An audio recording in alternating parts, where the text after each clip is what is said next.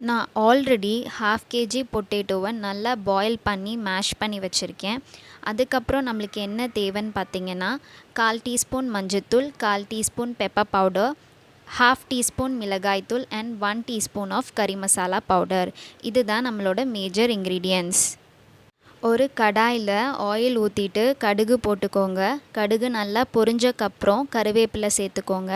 நம்ம ஆல்ரெடி எடுத்து வச்ச மசாலா பவுடர்ஸையும் இதில் போட்டு மிக்ஸ் பண்ணிக்கோங்க.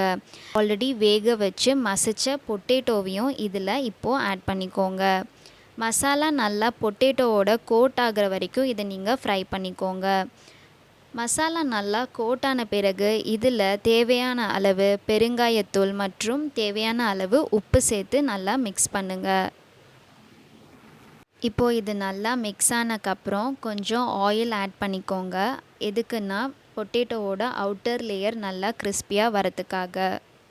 பொட்டேட்டோ ஃபுல்லாக குக் ஆகிறதுக்காக ஒரு மூடி போட்டு இது நல்லா வேக விடுங்க.